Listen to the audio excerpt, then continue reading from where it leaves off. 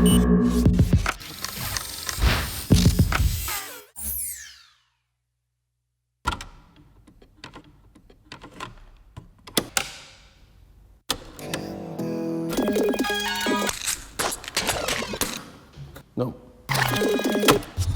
There you go. Great, we got it. Awesome, all right, so let's play the first one.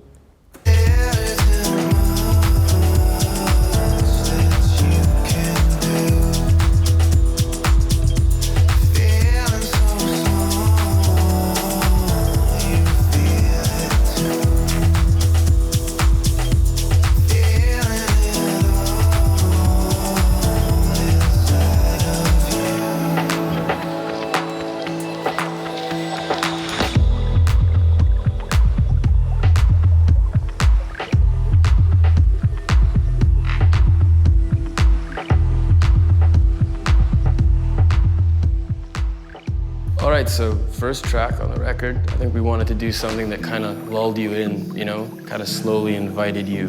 And it wasn't quite an instant just bang, a whole bunch of noise. We wanted a nice melody and a vocal in there and with this creeping piano. And it was something that we wrote, I think, a little bit later on in the album process. Because we were, you know, finding all these puzzle pieces and how we built the record. You know, we started with a few ideas and a few songs, and then you kind of go from there, and you don't really know what you're doing. You're kind of like writing and searching to, you know, you explore yourself and explore your sounds. And we wrote a lot of ideas, and once we started to kind of flesh out the album a bit more, this was one of the ideas that came up, and it was pretty early on when we wrote it that I think we knew it was going to be the opening track for the record. Next, we're gonna do Tearing Me Up.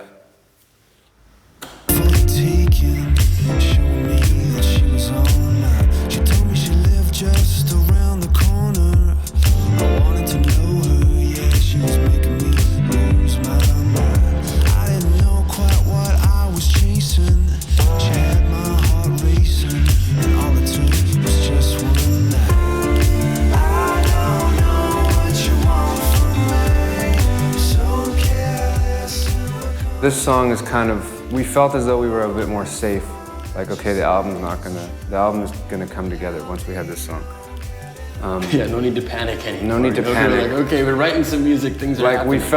we felt like this song for us, I think it's a bit of a departure in the sense that it's a bit more vocal heavy and stuff like that. And so it was a step for us, but it was the step we tried to take with this album.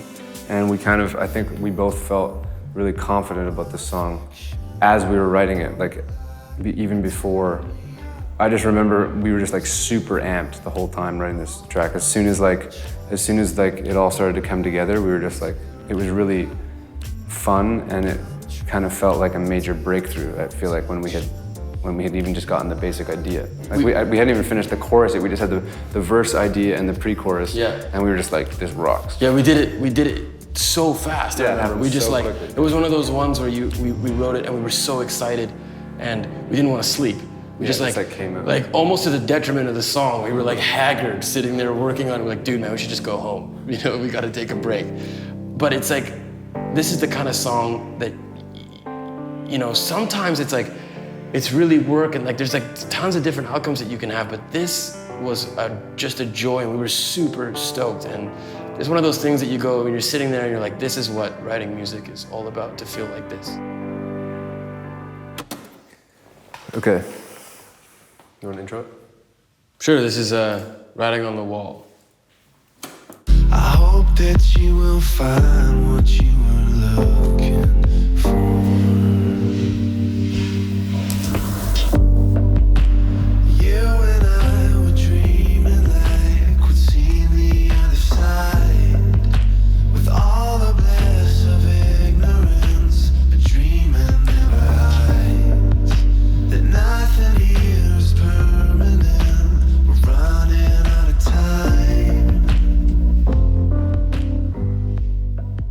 That's called Writing on the Wall, and on the end of the record, it's a bit more of a chill, laid-back song. And this one was one that was sort of grew on us slowly, and it's a very simple record, and it just kind of was about basing it around piano and that drum beat, which is kind of like a heartbeat if you think about it.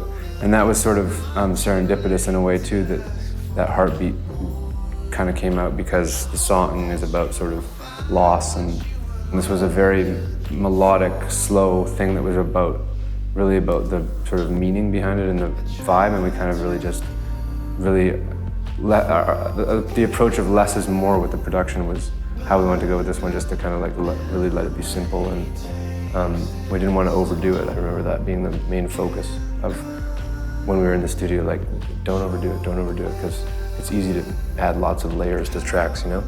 And we just want each sound to be very like moody and keep the vibe, so that's kind of how that one came to be. This song is the last one on the album, and you get extra tracks on the deluxe version, but on the official album, this is the last one. It's called Touch and Go.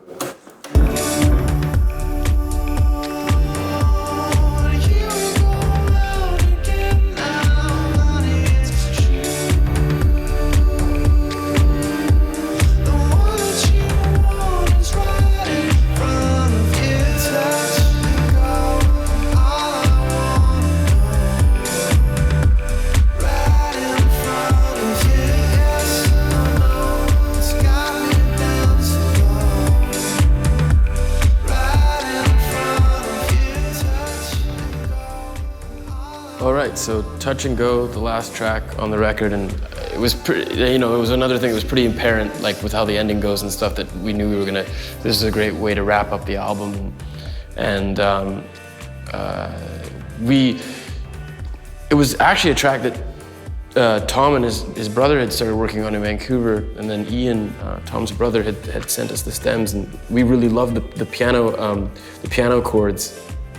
And we thought we'd build on that and get a chorus, and we started with that. And we, one of the things that we really love about, you know, making or producing and writing music is, especially for our sound, is getting all these little individual elements to talk together, you know, and to kind of gel together, and like with all these kind of sub percussions, and then adding, you know, some toms and hi-hats, and you kind of get this like wall of sound thing happening, and it just like everything kind of has its own little space and fits. It sounds busy, but also really simple.